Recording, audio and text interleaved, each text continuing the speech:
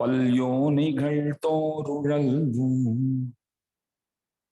இன்னோரெண்ணின்னியே காண்தகு தோழண்ணல் தென்னத்தியூரர் கடலிணைக் கீழ் பூண்டவன் பாளன் இராமானுஷனைப் பொருந்தினமே. श्रीमते रम्यजामातृमुनीन्द्राय महात्मने श्रीरंगवासिने भूयात् नित्यश्रीर्नित्यमंगलम्। सबको जय श्रीमन्नारायण। चरम संदेश में तीसरा वाक्य तक हमने देखा है। इंद्रियों के किंकर मत बनो, इंद्रियों को अपने वश में रखना।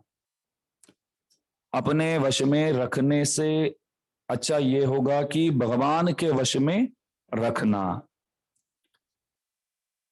और आगे बोलते हैं रामानंद स्वामी जी महाराज, शास्त्र विश्वास बहुत आवश्यक तो है। शास्त्रों के प्रति विश्वास होना जरूरी है।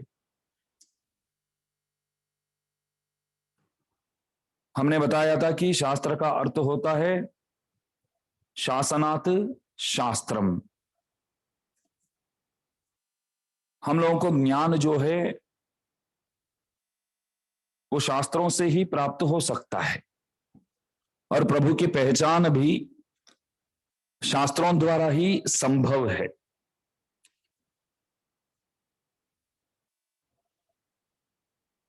शास्त्र कहता है कि यदि आप जनोई पहनने वाले कुल में जन्म लिया हो तो संध्या वंदन इत्यादि अवश्य करना चाहिए। संध्या वंदन जो है सुबह और मध्याह्न में और शाम को संध्या समय में, संध्या काल में करने योग्य एक कर्म है, वो अवश्य करना चाहिए। सूर्योदय के पहले सुबह करना चाहिए। जब सूर्य एकदम अपना माथा ऊपर जाज्वल्यमान है, 11:30-12 बजे के आसपास समझो दोपहर को, तब भी करना चाहिए। और शाम को सूर्योस्तमन के पहले करना चाहिए। अर्घ्य प्रदान बहुत खास बात है इसमें। पानी लेकर के पानी चढ़ाना, जैसे बोलते हैं सूर्य को तीर्थ चढ़ाना, पानी चढ़ाना, ऐसा वो अर्घ्य देना। शास्त्रों में ऐसा कहा गया है कि संध्या वंदन जो है वो आप करेंगे तो आपको कुछ पुण्य मिलने वाला नहीं है, मगर नहीं करेंगे तो पाप अवश्य लगेगा। ऐसा क्यों? मैं करूं तो पुण्य भी लगना चाहिए ना। अगर नहीं करूं तो पाप लगेगा, तो करूं तो पुण्य लगना चाहिए। नहीं, पुण्य नहीं लगेगा, क्योंकि वो जो है वो ड्यूटी है तुम्हारा। ड्यूटी जो है वो करना ही पड़ेगा। हम ड्यूटी करते हैं तो ठीक है, उसके लिए भगवान की कृपा तो हम पाएंगे, बात अलग है। लेकिन हमारे हिस्से में पुण्य जमा नहीं हो सकता है। ड्यूटी नहीं करते हैं तो अवश्य पाप लगेगा। तो मैंने बोला था कि सुबह सूर्योदय के पहले, दोपहर को मध्याह्न के समय और शाम को सूर्यास्तमन होवे तो उसके पहले वो करना चाहिए। लेकिन कर नहीं पाते हैं ऐसे। दोपहर और शाम को भी हो जाता है, लेकिन सुबह जो बोला ना मैं, सूर्योदय के पहले, सूर्योदय के पहले दास भी नहीं करता है। त्रिकाल संध्या वंदन करता है, लेकिन सूर्योदय के पहले सुबह नहीं कर पाते। शास्त्र में एक अच्छी बात है, सबके लिए कुछ ना कुछ प्रायश्चित तो अवश्य वो बताता है, क्योंकि शास्त्रों को मालूम है हमारे बारे में। हम जैसे कहते हैं वैसे ये लोग करने वाले नहीं है, तो कुछ ना कुछ तो अवश्य दोष तो करेंगे ही, गलत तो करेंगे ही। तो प्रायश्चित भी कुछ बोलेंगे तो बेचारे वो प्रायश्चित करके बच जाएंगे। तो प्रायश्चित भी बताया हुआ है। जैसे सुबह हम पानी अर्घ्य प्रदान करते हैं तब 3 बार करना चाहिए, और मध्याह्न में 2 बार, शाम को 3 बार गायत्री मंत्र उच्चारण के साथ वो हम प्रदान करते हैं सूर्य नारायण को। लेट करते हैं, सूर्योदय के बाद में करता हूं। तो प्रायश्चित भी बताया हुआ करके मैंने बोला था। क्या प्रायश्चित? मैं आज लेट कर रहा हूं इसलिए एक एक्स्ट्रा अर्घ्य मैं देता हूं, ऊपर से और एक अर्घ्य देता हूं। शाम को भी आप लेट करते हैं, समझो कि वैसे 5:30 से लेकर के 6:45 बजे तक करना सुयोग्य है। कहीं बाहर जाके आया तो 7:30 बजे किया मैं। नौकरी धंधा करने वाले लेट पहुंचते हैं, हम लेट आते हैं इसलिए नहीं कर पाते हैं, ऐसा नहीं बोलना है। भले आप जितने भी लेट आओ, खाते तो है ना, लेट आते हैं हम नहीं खाते हैं, कोई बोलता नहीं है। तो इसलिए भले लेट आवे तो भी वो करना चाहिए। तो एक एक्स्ट्रा अर्घ्य, तुरीय अर्घ्य बोलते हैं उसको। क्या बोलते हैं? तुरीय अर्घ्य। कालातीत प्रायश्चित्तार्थम, जिस काल पे जिस समय पे करना चाहिए तो उस वक्त मैंने नहीं किया, तो उसके लिए ये मैं और एक अर्घ्य दे रहा हूं। हम कितने होशियार है आप देखिए, कभी ना कभी लेट हो जाए तो इस तरह करने का है। कोई एक दिन हम लेट उठे तो ये प्रायश्चित चलेगा। एक दिन लेट उठ गया हूं, क्या करूं, कल लेट आया था अथवा कल रात को सोया नहीं तो लेट उठा समझो, तो वो चलेगा। लेकिन मैं ऐसा बंदा हूं कि रोज मैं लेट ही उठता हूं, तो मैं क्या करता हूं, बस रोज एक एक्स्ट्रा अर्घ्य दे देता हूं। रोज लेट उठते हैं तो रोज संध्या पूजा तो करते हैं, तो और एक अर्घ्य वो हम देते ही है। इसमें क्या हो जाता है मालूम है, कहीं बाहर गांव जाना है तो एक दिन सुबह में जल्दी उठ गया, 5 बजे जाना था तो 4 बजे उठ गया, स्नान किया, तिलक किया, संध्या वंदन किया। सही समय पे आज मैं कर रहा हूं संध्या वंदन, बहुत अच्छी बात है। लेकिन ये जो आदत है मेरी, रोज मैं लेट करता हूं तो साथ साथ कालातीत प्रायश्चित्तार्थम तुरीयार्घ्य प्रदानम करिष्ये करके संकल्प करके एक एक्स्ट्रा अर्घ्य तो मैं रोज देता ही हूं, क्योंकि रोज लेट उठता हूं और संध्या वंदन लेट करता हूं। आज तो 4:30 बजे 4:45 बजे ही कर रहा हूं ना, सही समय पे। सूर्यदेव भी मेरे को देखकर मुस्कुराने लगे, आज क्या हो गया इस बंदा को, हाँ सही समय पे कर रहा है। लेकिन ये जो रोज आदत जो पड़ गई है, तो मैं क्या करूंगा, आज भी वैसे ही यंत्र की तरह ही काम करते हैं ना, दिमाग कहां लगाते हैं। यंत्र की तरह काम करने वाले क्या करेंगे, जैसे रोज एक्स्ट्रा अर्घ्य देते हैं वैसे ही एक एक्स्ट्रा अर्घ्य। तब सूर्य देव बोलते हैं, अरे भाई 8:30-9 बजे करता है तो ये सब ठीक है, बराबर कर रहा है, फिर भी ध्यान से नहीं कर रहा है। करता तो हूं लेकिन पूरा ध्यान इसमें नहीं है, जैसे रोज करता हूं वैसे ही करता हूं, वो गलत है। ध्यान रखना चाहिए। आप जाप करते हैं तो मानो कि 10 गायत्री से लेकर के 28 गायत्री, 108 गायत्री तक बोलते हैं। दश संख्याकम संकल्प करते हैं। अर्घ्य प्रदान करने के बाद मैं इस जपांग के रूप में गायत्री मंत्र का जप करने वाला हूं। कितना करने वाला हूं, पहले बोलता हूं, दश संख्याकम, 10 गायत्री बोलने वाला हूं। नहीं 10 तो बहुत कम लग रहा है।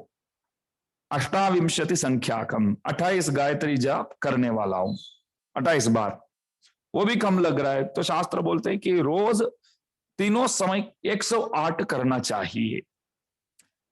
108 बार गायत्री मंत्र का जाप करना चाहिए। अष्टोत्तर शत संख्याकम गायत्री महामंत्र जपम करिष्ये।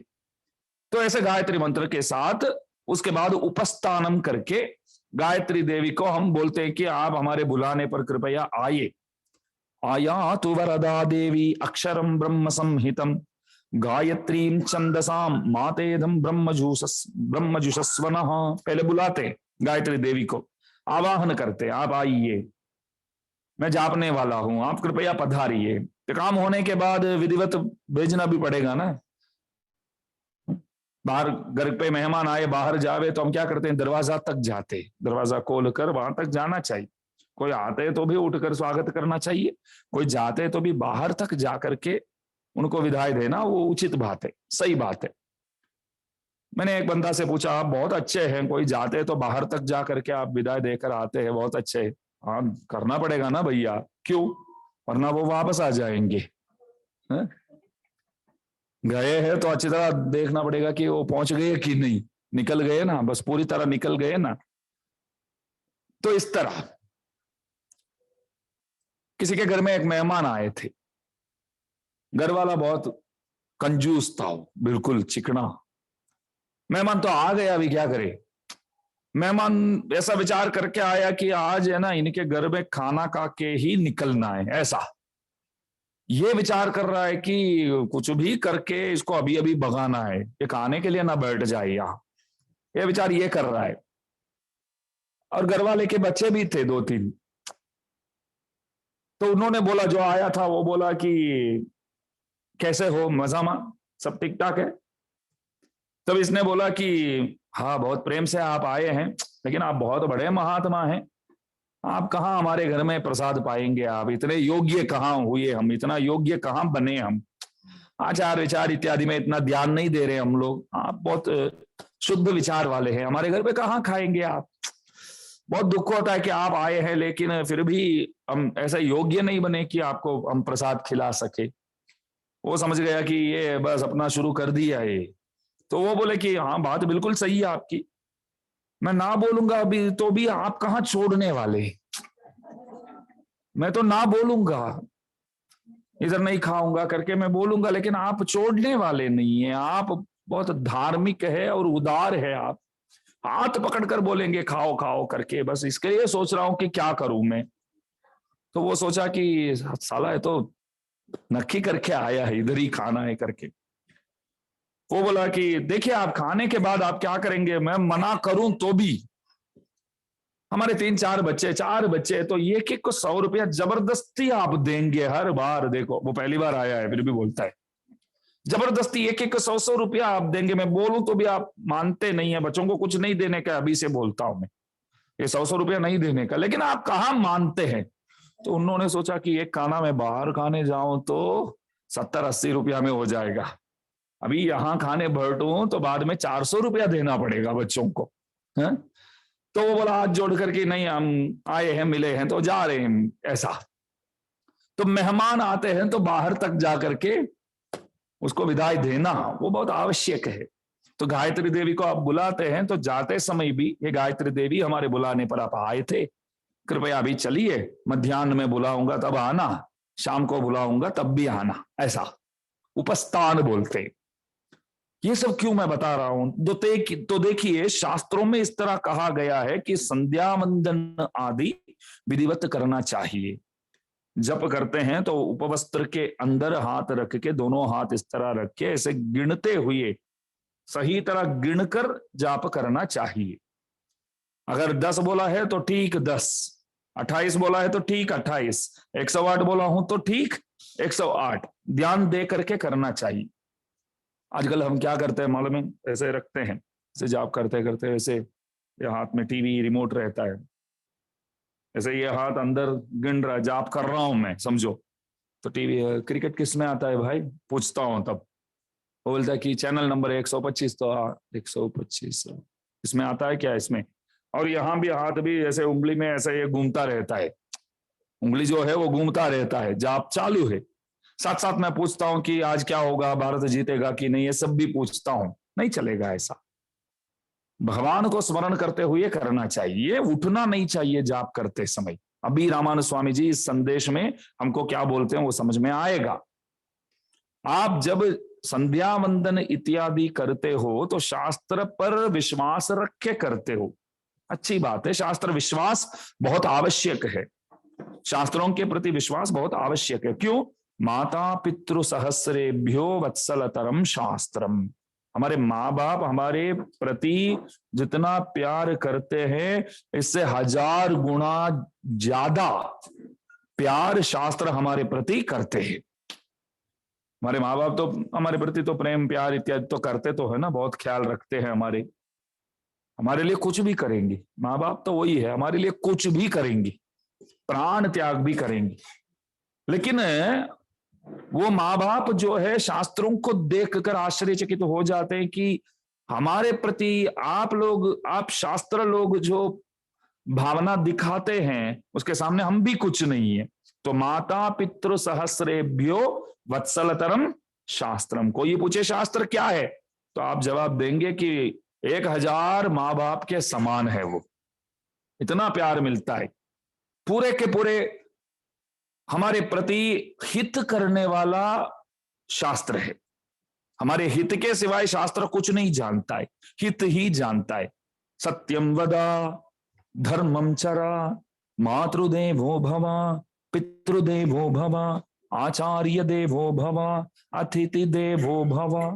उपदेश करता है, देखो हमारे प्रति हित है, वेल विशर बोलते हैं ना, कोई आते तो बोलते हैं ये हमारे वेल विशर है। वेल विशर का अर्थ क्या अर्थ होता है? हित चाहने वाला।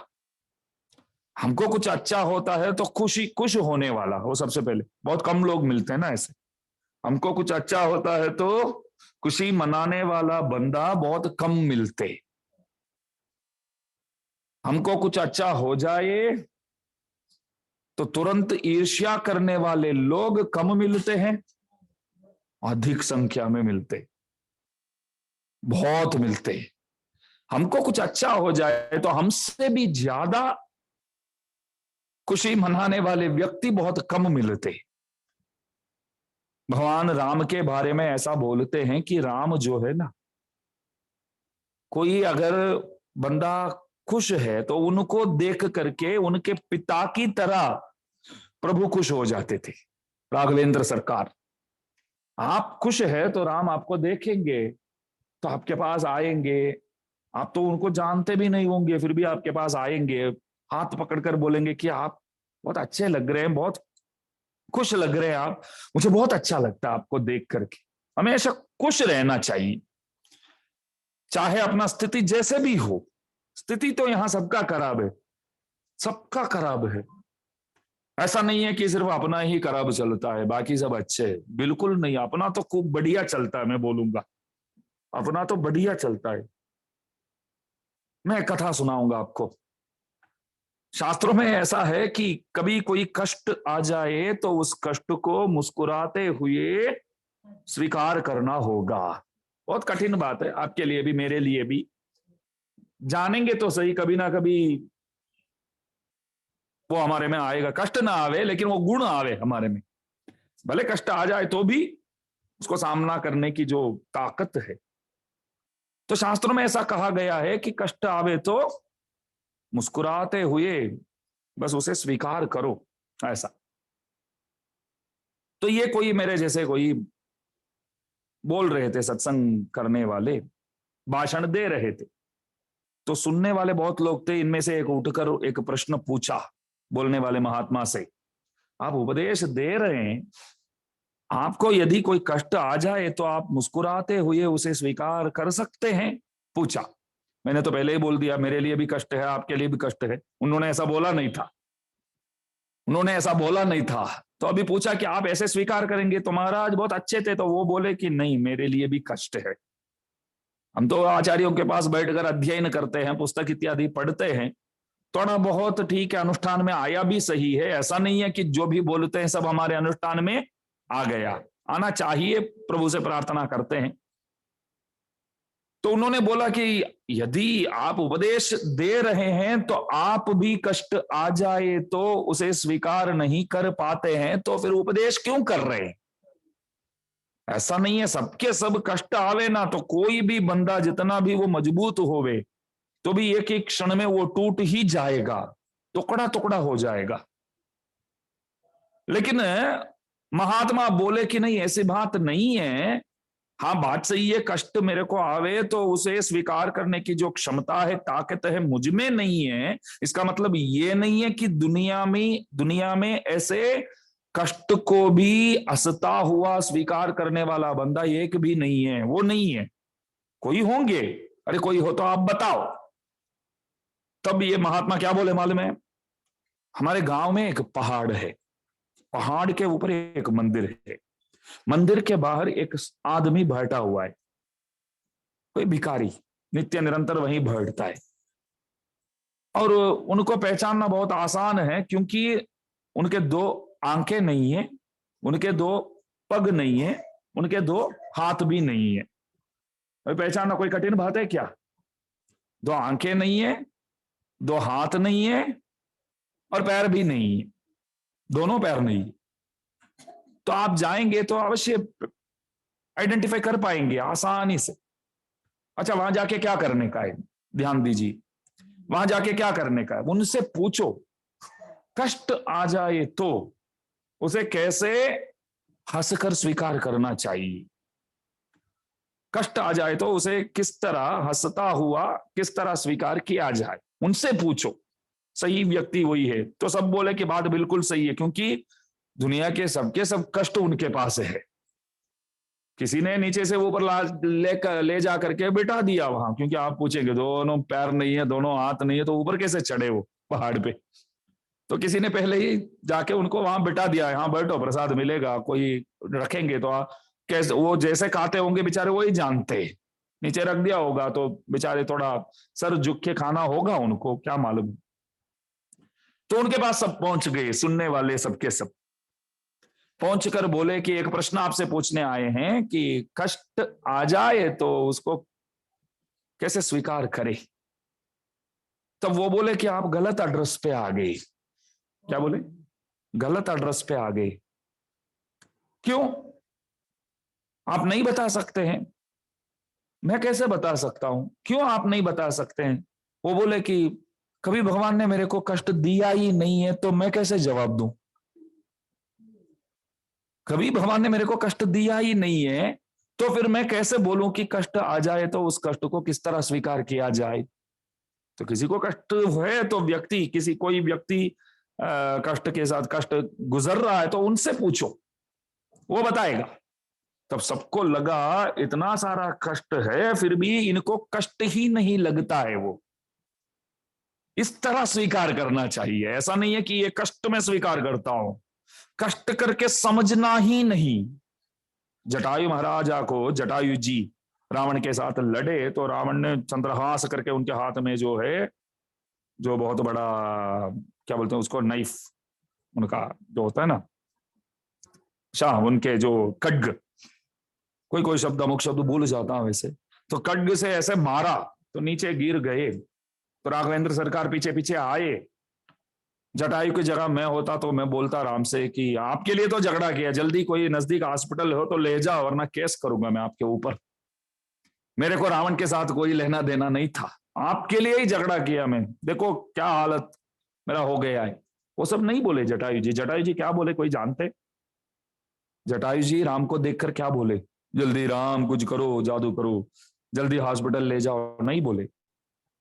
यामोषधि व आयुष्मान, राम तू आयुष्मान भवा। बोलो, मर रहे हैं बेचारे, 2-4 मिनट में मरने वाले हैं, राम को देखकर बोलते कि आप नित्य निरंतर आप जीते रहो, आयुष्मान भवा। भक्त लोग ऐसे होते। जटायु बोले कि ये मौका दास को मिला, आपके लिए लड़ने की मौका मेरे को मिला, इससे बढ़कर क्या भाग्य है मेरा। आपके लिए लड़कर मैं जा रहा हूं तो कोई रोक टोक नहीं है, सीधा वैकुंठ पहुंचने वाला हूं, और नहीं पहुंचो और कहीं आप मेरे को भेजेंगे तो भी चलता है, नरक भेजना है तो भी यदि आपकी मर्जी, मेरे को नरक ही भेजना है करके आप समझते हैं तो मैं कौन हूं रोकने वाला हूं, ना बोलने वाला हूं, क्योंकि चीज जो है आपकी है, आपको जो करना है कर सकते। तो भक्त लोग भले कष्ट आ जाए तो उस कष्ट को इस तरह स्वीकार करते। गुजरात के सुप्रसिद्ध कवि नरसिंह मेहता बोलते, उनके एक ही पुत्र थे, वो चला गया, पुत्र चला गया, तो पुत्र शोक तो बहुत बड़ा शोक है। वो क्या बोले मालूम है? भगवान के पीछे भक्ति करने के लिए एकमात्र बाधा जो थी वो भी आज से नहीं है। बोलो किस तरह स्वीकार किया है? उनकी है संपत्ति तो उन्होंने ले लिया, बस इतना ही बोले। बहुत हिम्मत चाहिए, बहुत। ये हम सोच भी नहीं सकते हैं, और उन्होंने ऐसा किया करके बोलने के लिए भी डर लगता है। हाँ? ऐसी बात है ना, सब मोह माया में सब वैसे फंसे हुए हैं, तो वो ऐसा बोले। बोलो नरसिंह मेहता जी। तो यदि कष्ट आ जाए तो उस कष्ट को स्वीकार करना होगा, क्योंकि प्रभु जो है वो हित के सिवाय कुछ नहीं करते हैं, वो हित ही करते हैं, ऐसा मानना चाहिए। तो शास्त्र वश्यता जो है वो बहुत आवश्यक है। शास्त्र के प्रति श्रद्धा होना और उसके हिसाब से चलना वो बहुत आवश्यक है। तो हित ही करते हैं प्रभु, हित ही करते हैं शास्त्रों। तो मानो कि मैं संध्या वंदन इत्यादि करता हूं, तब कोई महात्मा कोई संत मेरे घर पे आ जाए तो मेरे को क्या करना चाहिए? अभी वही है बात, इस वाक्य का सार पे आगे हम थोड़ा घूमते फिरते अभी जहां पहुंचना है वहां पहुंच गए। शास्त्र के हिसाब से संध्या वंदन करना चाहिए, जाप करना चाहिए। तो मैंने बोला कि उस वक्त टीवी रिमोट हाथ में नहीं लेने का है, क्रिकेट स्कोर नहीं पूछने का है, सीरियल नहीं देखने का है। जाप करता करता मैं सीरियल देख, हाँ ऐसे जाप करता करता ये सब करूं मैं, उसमें एक कैरेक्टर बन जाता हूं मैं सीरियल में, मैं भी एक कैरेक्टर अंदर, बस मैं बाहर का कैरेक्टर, बाकी सब कैरेक्टर टीवी के अंदर है, हम बाहर है, बस इतना ही। ये सब तो गलत है। कोई महात्मा अंदर आ रहे हैं तो मैं क्या करूं? अभी मैं जाप कर रहा हूं, उठना नहीं है, पहले ही बोल दिया। महात्मा आ रहे हैं घर के अंदर तो मेरे को क्या करना है? अभी बोलिए बोलिए। हाँ, आंच बंद करके तो ऐसे भी उठ सकते हैं आप, सीधा उठ के जाके उनसे कृपया पधारिए पधारी, आप आइए, बैठिए आप। और उनसे हम प्रार्थना करेंगे कि दास इस तरह संध्या पूजन पूजा अनुष्ठान कर रहा है, आप अनुमति देंगे तो 5-10 मिनट में वो समाप्त करके आपके पास दास आ जाएगा, सेवा में आ जाएगा। ऐसा निवेदन करके वो ना नहीं बोलेंगे, वो ऐसा नहीं बोलेंगे पहले मेरा सुन बाद में बैठो, ऐसा नहीं बोलेंगे। वो बोलेंगे, जो महात्मा है तो वो बोलेंगे हाँ नहीं नहीं कृपया कीजिएगा, क्षमा कीजिए दास बीच में आ गया। वो क्या बोलेंगे? बीच में आ गया तो आप करके आइए, शांति से आइए, कोई दिक्कत नहीं। तो मैंने पहले बोला कि टीवी देखना है तो और अन्यों से बात करना है तो वो मना किया हुआ है, लेकिन कोई महात्मा आ जाए तब मेरे को ये नहीं सोचना है कि नहीं शास्त्र के हिसाब से ही चलना चाहिए। ये महात्मा तो ठीक है, जन्म लिया है तो अभी जिंदा है तो एक ना एक दिन वो जाने वाले हैं, शास्त्र ऐसा नहीं है, शास्त्र नित्य निरंतर रहने वाला है। इसलिए आदर देने योग्य जो है ये महात्मा भी नहीं है, शास्त्र ही है करके मैं समझूं सोचूं तो वो गलत है। तो रामानुज स्वामी जी महाराज यही उपदेश देते हैं कि शास्त्रों के प्रति आप विश्वास रखो, लेकिन विशेष समय पर सामान्य शास्त्रों को छोड़ करके, सामान्य धर्मों को छोड़ करके आप भगवत भागवत कैंकर्य में निरत है तो आपको पाप नहीं लगेगा। पराशर भट्टर स्वामी जी महाराज श्रीरंगम में भगवान जी के दर्शन के लिए गए, तो जैसे ऊपर पाठ कर रहे हैं वैसे वहां आचार्य लोग पाठ कर रहे थे, तो स्वामी जी महाराज ऐसे हाथ जोड़ करके ऐसे सुन रहे थे। बहुत मजा आया उनको, बहुत अच्छा लगा, क्योंकि आचार्य लोग सुनते हैं तो खाली वो मूल मात्र में नहीं रहते हैं, अर्थ में घुस जाते हैं। अर्थ का अनुभव जब करते हैं तो शिथिल हो जाते, अर्थ का अनुभव जब करते हैं तो क्या हो जाते हैं? शिथिल हो जाते हैं, वैसे टूट जाते हैं समझो, वैसे मोहित हो जाते। तो भट्टर स्वामी जी ऐसे सुन रहे थे तो एक शिष्य पास में आकर के बोला, स्वामी जी महाराज संध्या वंदन का समय है। मैंने बोला ना शाम को कैसे करना चाहिए? सूर्य अस्तमन के पहले, तो संध्या वंदन का समय है। तो भट्टर स्वामी जी क्या बोले मालूम है? भगवान के इस तरह गुण कीर्तन कर रहे हैं तो वो मैं सुनने में अभी निरत हूं, सुन रहा हूं, मुझे बहुत अच्छा लगता है, ये कर रहा हूं करके मैं आज के दिन संध्या वंदन एक आधा घंटा लेट करूं तो क्या मेरे को पाप लगने वाला है क्या? अगर किसी से मैं बहस करके बातचीत करके बैठूं और संध्या वंदन लेट करूं तो पाप अवश्य लगेगा। करना यही है कि भगवान के गुणगान कर रहे हैं तो वो सुनना ही हमारा कर्तव्यांश है, वही तो करना चाहिए, तब पाप नहीं लगने वाला है। अभी आप समझ जाएंगे, ये ऋषि लोग मुनि लोग बैठकर तपस्या कर रहे थे, सब बैठकर तपस्या कर रहे थे, जाप कर रहे थे, ध्यान कर रहे थे, तपस्या कर रहे थे, बहुत सारे लोग एक समूह बन के।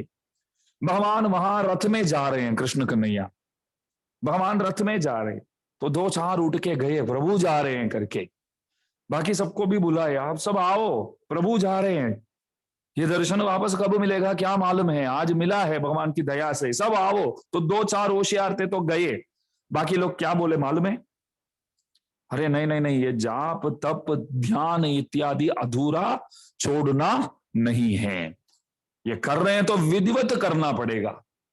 ऐसा बोलकर बैठे तो उठे ही नहीं, तो प्रभु जा रहे थे रथ में, तो जो दो चार गए थे सबने हाथ जोड़कर दर्शन किया और वापस आकर के इन लोगों से एक बढ़िया प्रश्न पूछा। क्या प्रश्न पूछा, आप ये जप तप ध्यान प्राणायाम ये सब किसके लिए कर रहे हैं? तो सब बोले प्रभु के दर्शन के लिए, उनके दर्शन के लिए तो कर रहे हैं। अरे जब वो वहां निकले बाहर, तो आप लोग बोले ये अधूरा छोड़ना नहीं है। जब पल हाथ में मिल गया, फिर साधन की क्या जरूरत है? आप बताइए, डेस्टिनेशन आने के बाद गाड़ी में बैठे रहेंगे आप? अगर गाड़ी आ गई, रुकती है, 2 मिनट रुकती है, तो आप नहीं नहीं मेरे घर के बाहर ही मैं उतरूंगा, या ट्रेन घर के बाहर जावे, रामानुज कुटीर जावे और वहां मेरे को उतराएंगे तो मैं उतरूंगा वहां, ऐसा बोलेंगे तो अगला स्टेशन पहुंच जाएंगे आप, और कुछ नहीं होगा। पहुंचने की जगह जब आ गया तो आपको तो उतरना ही पड़ेगा। तो बोले भगवान सामने आ गए हैं, जिनको देखने के लिए आप लोग ये व्रत जप इत्यादि करते हैं, उपासना करते हैं, वे स्वयं आए हैं, फिर भी उसको पकड़कर आप बैठे हैं, तो आप जैसे मूड कौन हो सकते हैं? आप बोलिए। तो भगवान आते हैं तो भी उठकर जाकर के प्रणाम करना चाहिए और स्वागत करना चाहिए, पूजा करना चाहिए। तो भक्तों आते हैं तो बात ही नहीं है, भगवान के लिए भी उठना है तो भक्तों के लिए तो उठना ही पड़ेगा, भक्तों के लिए तो उठना ही पड़ेगा। इसलिए शास्त्रों के प्रति श्रद्धा विश्वास जो है वो अवश्य आप रखिए, लेकिन बस उसी को पकड़कर मत बैठिए।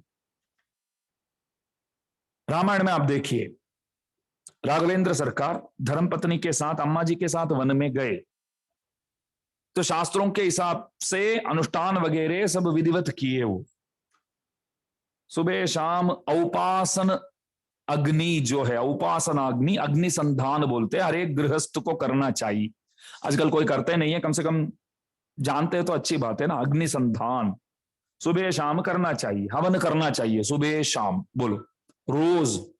जिस दिन शादी विवाह महोत्सव होने के बाद, उस दिन शाम से लेकर के आखिर तक आपको अग्नि संधान करना पड़ेगा, सुबह शाम। यदि ब्रह्मचारी है तो समिधाधान करना पड़ेगा, संध्या वंदन भी करना पड़ेगा, समिधाधान भी करना पड़ेगा, एक प्रकार की एक छोटी सी हवन है वो, समझो। या अग्निसंधान भी करना पड़ेगा। अग्निसंधान करते समय धर्मपत्नी पास में एक 5-7 मिनट के लिए वो भी साथ रहेगी, ज्यादा समय नहीं। आप पूछेंगे हम पास में खड़े रहेंगे तो रसोई घर में खाना कौन बनाएंगे, फिर पूछ सकते आपको, आपका समय ज्यादा नहीं लेंगे हम, 5-7 मिनट, हमारा पूरा काम है 8-9 मिनट का ही काम है। आप बोलेंगे इसमें भी देखो पूरा ही 8-9 मिनट का काम है, इसमें 6-7 मिनट हमको साथ रहना है? तो आप चावल हाथ में लेकर के हमको देंगे, हम उसमें आहुति देंगे, ये सब होता है? कोई करते नहीं है आजकल, कर नहीं पाते। राघवेंद्र सरकार वन में भी ये विधिवत किया, ठीक ठाक किया। सीता मैया तो पास में ही है ना, और लक्ष्मण जी जैसे एक सर्वेंट साथ में आ गया तो क्या संभव नहीं है, बोलो। भैया के धोती, भाभी जी के साड़ी, और खाना बनाना, और सब झाड़ू मारना, और सब सेवा, सब प्रकार की सेवा करना, सब संभाले वो, सबके सब। अहम सर्वम करिष्यामि, स्वयं बोले मैं सब कुछ करूंगा, मैं सुबह से लेकर के रात तक मैं सब कुछ करूंगा करके 14 साल तक किए वो। अभी प्रश्न क्या है, आप देखिए, राम सब विधिवत किया क्योंकि सीता मैया साथ में है। मैंने लक्ष्मण से पूछा कि भैया आप भी तो शादीशुदा हो, गृहस्थ हो, आपको भी तो करना चाहिए। पत्नी साथ में नहीं है तो क्या जाता, वो थोड़ा सा चावल लेकर के अपने आप नहीं कर सकते हैं क्या? कर सकते हैं। मानो कि हम भी श्राद्ध इत्यादि घर पे करते हैं, पिताजी के श्राद्ध, दादी जी के श्राद्ध दास करता है, तो ये स्त्री धर्म के हिसाब से दास की धर्म पत्नी तो घर में वो मौजूद नहीं है, उस कर्म में आ नहीं सकती है, तो ऐसा भी तो हो जाता है ना, ऐसा भी तो हो जाता है। तो स्त्री है तो उनके उनके भी कुछ धर्म तो रहता ही है, तो कुछ समय वो आ नहीं पाती है, समझो। तो मैं क्या करता हूं उस दिन, वो जो बृहस्पति जो कर्मकांडी ब्राह्मण जो आते हैं उनसे निवेदन करता हूं कि स्वामी जी महाराज इस तरह है कि वो आ नहीं पाएंगे अभी। तो वो ऐसा नहीं बोलेंगे तो अच्छा हुआ यार, ये कर्म आज करना ही नहीं, फिर वो आ नहीं पाती है तो अच्छा हुआ ये कैंसल, अग्निसंधान ही नहीं है, ऐसा नहीं है। तो वो बोलेंगे कि आप ही कर दो। उनकी भी वो जो सेवा करती है वो भी हमको ही करना पड़ता है, और वो सेवा पूरा कर देते हैं। तो लक्ष्मण इस तरह कर सकता है ना, क्योंकि उर्मिला तो साथ में नहीं आई, तो लक्ष्मण इस तरह तो कर सकता है, लेकिन लक्ष्मण ने एक दिन भी नहीं किया। तो मैंने पूछा भैया आप क्यों नहीं कर रहे? लक्ष्मण क्या बोले मालूम है? अरे पूरे के पूरे प्रभु के सेवा में मैं लगा हूं, तो कर्मानुष्ठान में कहां से कर पाऊं, कर्मानुष्ठान में कहां से कर पाऊं? अभी आप समझ जाएंगे मैं बोलूं तो। यशोदा मैया, कन्हैया तो बहुत नटखट है, बहुत तूफानी है, हर जगह इधर उधर भागते थे, सबके वहां जाकर के माखन चोरी करके आते थे, सब आकर के शिकायत करते थे। तो पूरा दिन सारा दिन यशोदा मैया को कन्हैया के पीछे भागने में ही लग जाता था, बेचारी भागती थी पकड़ने। और कभी कभार ऐसा हो जाता था कि सुबह 10:30-11 बजे कन्हैया के पीछे उनको ढूंढते ढूंढते निकली, तो शाम को 6:30 बजे उनको पकड़कर कान पकड़कर ऐसे करके घर लाती थी। सुबह 10:30-11 बजे के गई, शाम को तो आकर के क्या बोलेगी, हो सुबह से तेरे पीछे हूं, घर पे कोई काम अभी तक हुआ ही नहीं है, घर पे कोई काम अभी हुआ ही नहीं है, कौन करेंगे, मेरे कोई तो करना पड़ेगा। तो क्या करती है, कन्हैया को बांध कर रखती है, बाद में काम अपना जो भी है वो कर पाती है। भगवान मंदिर से सवारी के लिए मानो कि बाहर निकल जाते हैं, तो जैसे कन्हैया माखन चोरी करने के लिए बाहर निकलता है, वैसे प्रभु मंदिर से सवारी के लिए बाहर निकल जाते हैं। तो वे जैसे कन्हैया के पीछे यशोदा मैया को साथ साथ भागना पड़ता है, वैसे भगवान सवारी के लिए बाहर जाते तो अर्चकों को साथ साथ जाना पड़ता है। तो कन्हैया के पीछे यशोदा मैया जाती है तो घर के काम कर नहीं पाती है, सवारी में प्रभु के पीछे अर्चक लोग और जितने भी स्थानिक परिचारक इत्यादि सबके सब पार्षद प्रभु के सब सवारी में साथ में जाते हैं, तो वो लोग कर्मानुष्ठान नहीं कर पाते। जैसे लक्ष्मण भगवान के पीछे सेवा में था, कुछ नहीं कर पाया, तो यशोदा मैया भगवान के पीछे उनको ढूंढते हुए निकली, तो वो कोई घर में काम नहीं कर पाती थी। वैसे भगवान के पीछे जाते तो काम आप कर ही नहीं पाएंगे। कन्हैया को बुला करके पकड़ करके लाकर बांध कर रखने के बाद काम कर सकती थी, वैसे ही प्रभु को सवारी वगैरह करा के वापस ला करके निज मंदिर में वापस जब बिठाते हैं, तभी हमारे अनुष्ठान हम कर सकते हैं। जब भगवान के पीछे लग जाते हैं तो कैसे कर सकेंगे? तो भगवान की सेवा के सामने शास्त्रों की वाक्य जो है वो कुछ नहीं है। भले वो छूट भी जाए तो पाप नहीं लगेगा, लेट करो तो पाप नहीं लगेगा। तो स्वामी जी महाराज इस वाक्य में वो ये बोलते हैं, सामान्य शास्त्रों में खाली विश्वास मत रखना, विशेष समय में सामान्य शास्त्र यदि हाथ से छूट जाए तो चलेगा। भगवत भागवत कैंकर्य में यदि आप लगे हुए हैं तो कोई कर्म अनुष्ठान आप नहीं कर पाते हैं तो आपको दोष नहीं लगेगा। उसके बाद क्या बोलते हैं, भगवत भागवत विषय विशेष शास्त्रों में निष्ठावान बनो। भगवत भागवत विषय विशेष शास्त्र, शास्त्र में भी देखिए विशेष शास्त्र करके है, सामान्य शास्त्र करके है। विशेष शास्त्र, सामान्य शास्त्र।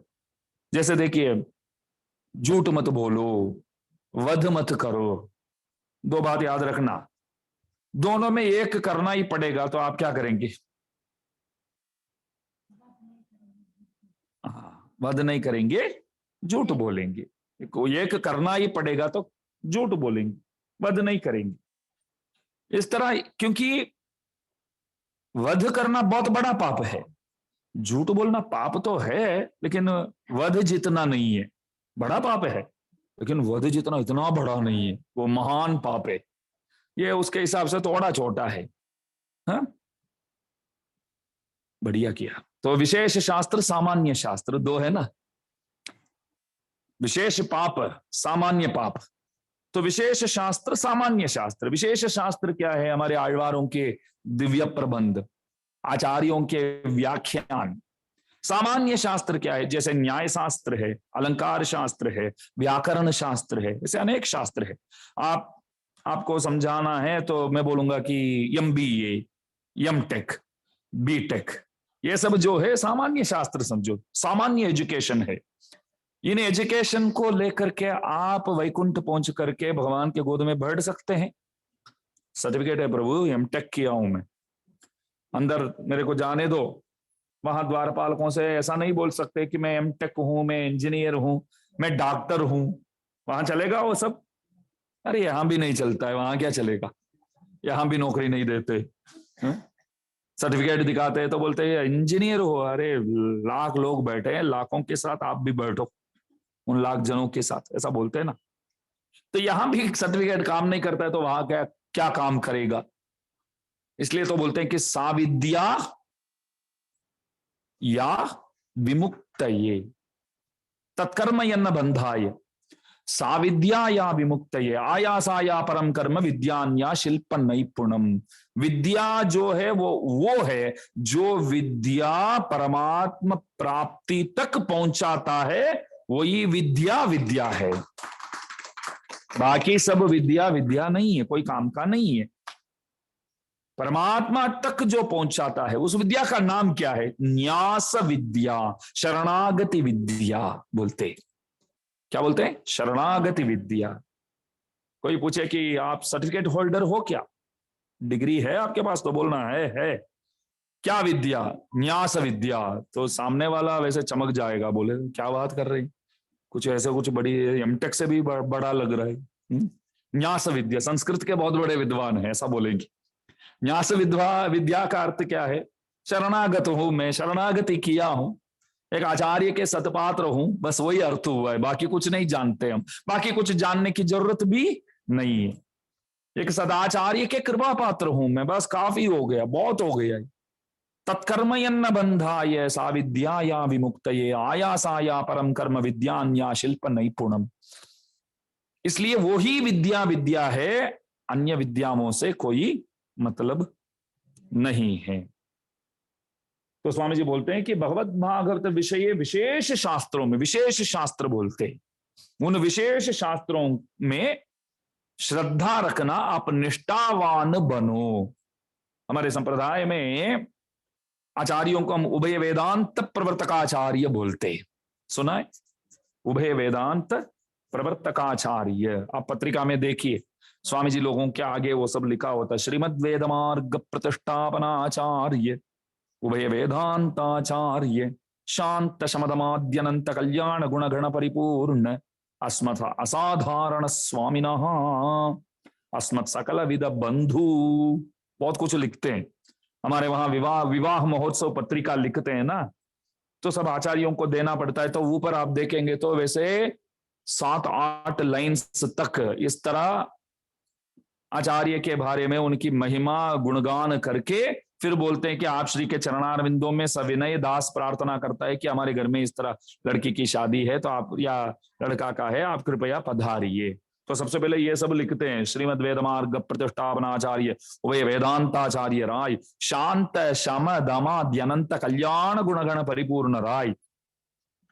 एक हास्य कथा, हाँ तभी सोने वाले उठेंगे। हास्य कथा इसलिए बोलते हैं ना, जो नींद में है तो उठ जाएंगे। क्या कथा है बताओ मैं? पहले जमाने में ये प्रिंटिंग प्रेस वगैरह नहीं थे, पत्रिका है तो सबको हाथ में लिख करके भेजना पड़ता था। गांव के अंदर पत्रिका नहीं देते थे, गांव के अंदर मुंह से ही बुलाते थे, घर जाकर के बुलाते थे। दूर है तो हाथ में लिख के वो भेजते थे पोस्ट द्वारा।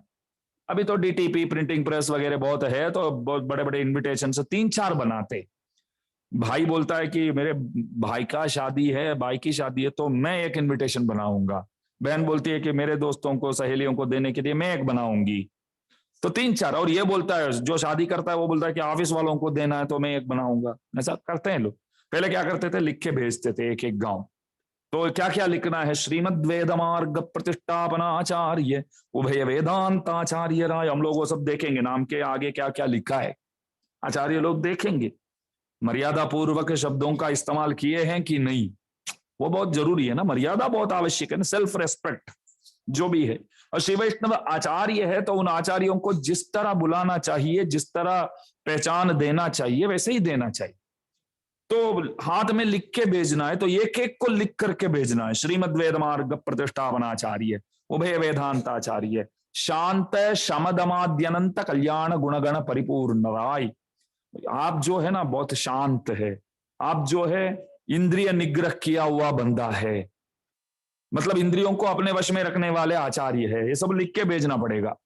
तो काशी में था कोई एक रिश्तेदार, तो यहां से पत्रिका वहां भेजा, लिख के भेजता है ना तो भूल हो गई, क्या इसमें शांत शब्द रह गया, शांत शब्द लिखने का रह गया, ये भूल गया। तो उनके हाथ में आया तो श्रीमद वेद मार्ग प्रतिष्ठापनाचार्य, हाँ वो लिखा है, उभय वेदांता, हाँ वो भी लिखा है, शमदमाद्यनंत, शमदमाद्यन शांत शमदम, शांत, मैं बहुत शांत हूं, वो तो लिखा ही नहीं है, वो मैं बहुत शांत हूं वो लिखना चाहिए ना। तो गुस्सा आ गया, मैं बहुत शांत हूं वो कैसे नहीं लिखेगा फिर। तो इतना गुस्सा आया तो अभी आज ही निकलता हूं, जाके पूछूंगा, मैं काशी से आ गया वो, कांची या श्रीरंगम, आ करके 40 दिन पहले शादी के लिए आ गए। बोले कि बहुत अच्छा लगा आप 40 दिन पहले आए। अरे मैं शादी के लिए नहीं आया हूं, एक बात पूछना था, एक बात पूछनी थी आपसे। क्या पूछना है, पूछो। अरे आया स्वागत पत्रिका, आप इनविटेशन तो मेरे को आमंत्रण पत्रिका भेजा है, तो उसमें क्या हुआ है, देखो आप ही देखो। तो उन्होंने देखा तो तब भी बेचारे ध्यान में नहीं आया। अरे सभी सही तो लिखा है, आप पधारिए करके, श्रीमद ऊपर देखो, श्रीमद वेद मार्ग है, प्रतिष्ठापनाचार्य है, उसके बाद क्या है, उभय वेदांताचार्य वो भी तो है, उसके बाद देखो। तब याद आया शांत शब्द रह गया, लिखा नहीं है। हाँ, मेरे जैसे शांत गुण वाला दुनिया में है ही नहीं है, तो कैसे छोड़ सकते हैं आप। ऐसा एक थप्पड़ दिया ना उनको, वो बोला कि मैंने सही किया, नहीं लिखा वो सही किया मैंने, है? बिल्कुल नहीं है शांति आप में तो। इतना गुस्सा आया तो काशी से 40 दिन पहले आए झगड़ा करने, तो इसलिए ही नहीं लिखा शायद में। भगवान ने अंदर से ऐसे हुक्म दे दिया कि मत लिखो, वो बहुत गुस्सा वाला आदमी है, वो शांति तो है ही नहीं उनके पास। तो है पत्रिका भेजते तो इस तरह, श्रीमद वेद मार्ग प्रतिष्ठापनाचार्य उभय वेदांताचार्य। वो क्या उभय वेदांती क्या है, उभय वेदांती का मतलब वो वे करके लिखते हैं, शॉर्ट फॉर्म है उसका। शॉर्ट फॉर्म क्या है, वो वे, वही नहीं, वे वही बोले तो वैकुंठवासी, वही नहीं वो वे, और भी गुस्सा आ जाएगा, वही लिखा जिंदा हूं वैकुंठवासी बोलेंगे, हाँ मैं इधर का वासी हूं ऐसा बोलेंगे। तो वो वे उभय वेदांती, वेदांताचार्य, उभय माने तो दो वेदांत, क्या क्या, संस्कृत वेदांत और तमिल द्राविड़ वेदांत। और ये वुवे में भी एक कथा है, बोलूंगा मैं। एक दामाद को ससुर जी ने चिट्ठी भेजा, दिवाली में आई है, कल बोला वो कथा नहीं है, दूसरा दामाद है, दूसरा ससुर है और दूसरी दिवाली है ये, तो आप आइए। तो दामाद है तो विधिवत मर्यादा पूर्वक लिखना चाहिए, श्री वुवे जामाता स्वामी, श्री वुवे लिखे। दामाद तो वैसे वो कहीं नौकरी करते थे, कोई संस्कृत वगैरह नहीं जानते थे, बड़े विद्वान भी नहीं थे, फिर भी श्री वुवे जामाता स्वामी, जामाता माने जमाई, आप कृपया दिवाली में पधारिए करके चिट्ठी भेजा। तो दामाद के हाथ में खत मिला, देखा तो सब कुछ समझ में आया उनको खत में जो लिखा है, लेकिन ये वुवे जो आगे लिखा है ना वो समझ में नहीं आया। ये वुवे लिखे हैं उसका क्या मतलब है, मेरा तो इनिशियल वो नहीं है, सरनेम वो नहीं है, ये वुवे लिखा है वो क्या है। तो पूछूं किससे, तो पड़ोसी एक संस्कृत विद्वान थे, तो सोचा कि उनसे पूछ लूं, तो वहां गया, वो उनसे पूछा, स्वामी जी महाराज मेरे ससुर जी चिट्ठी भेजा है तो वुवे लिखा है क्या है।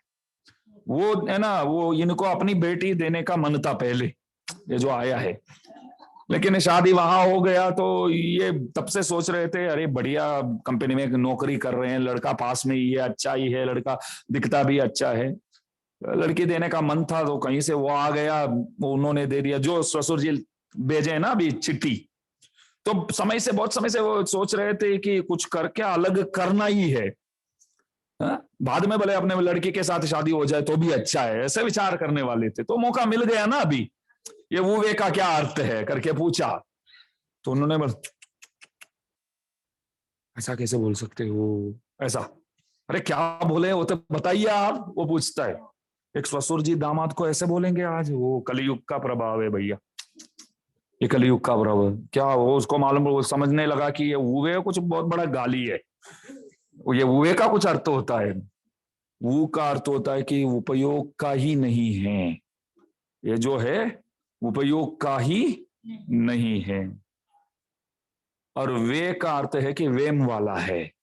वे शब्द का एक्सप्लेनेशन क्या किया उन्होंने?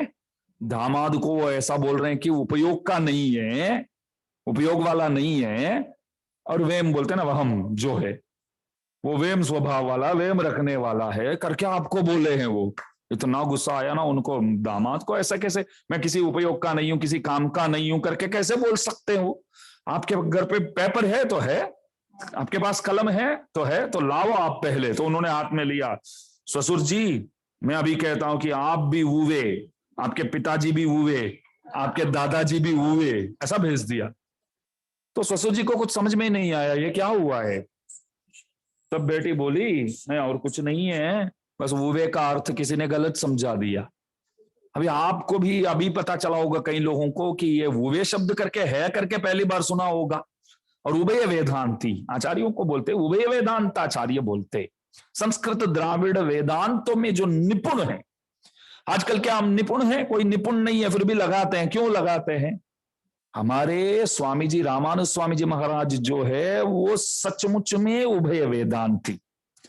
சொல்லார் தமிழொரு மூன்றும் சுருதிகள் நான்கும் எல்லை இல்லா அறநெறி यावुम तेरिंदवन।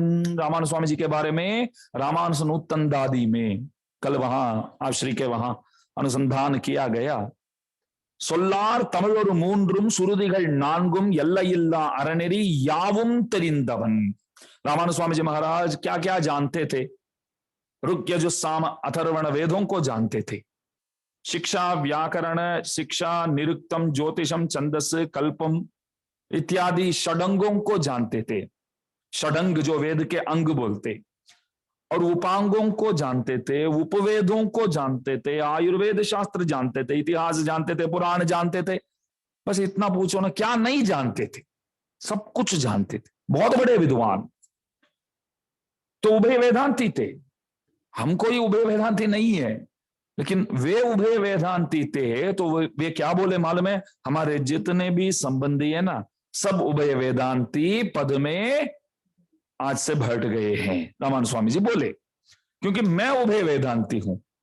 मैं नहीं, वो रामानुज स्वामी जी महाराज, मैं उभय वेदांती हूं और मेरे जितने भी है अनुयायी लोग, वे लोग भी उभय वेदांती ही है। तो मैंने रामानुज स्वामी जी से पूछा ऐसे कैसे संभव है? ये लोगों को मातृभाषा भी नहीं आता है, तो उभय वेदांत तो बहुत दूर की बात है। बोले रामानुज स्वामी जी महाराज मेरे को पहचानते हैं ना, इससे ज्यादा पहचानने के लिए रहा क्या? और जब मेरे को जानते हैं तो इन लोगों से बढ़कर कोई वेदांती नहीं है। ये ध्यान दीजिए, आप रामानुज स्वामी जी को जानते हैं तो और कुछ जानने की जरूरत नहीं है।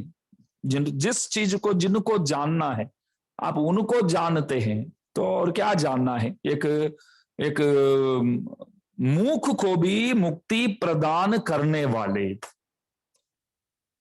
जो बोल नहीं पाता था एक लड़का, तो उनको भी मोक्ष दिया। और गोपी एक आई थी तो उस गोपी को भी मोक्ष दिया। तो हम रामानुजदास बोलते हैं तो हमको नहीं देंगे? नहीं देंगे, देंगे। हम सब रामानुजदास बोलते तो हमको अवश्य देंगे। तो वेदांती जो रामानुज स्वामी जी है, उभय वेदांती, उनको हम पहचानते हैं, ये काफी है। तो इसलिए सामान्य शास्त्रों से ज्यादा महत्व हम लोगों को संप्रदाय के ग्रंथों को देना होगा।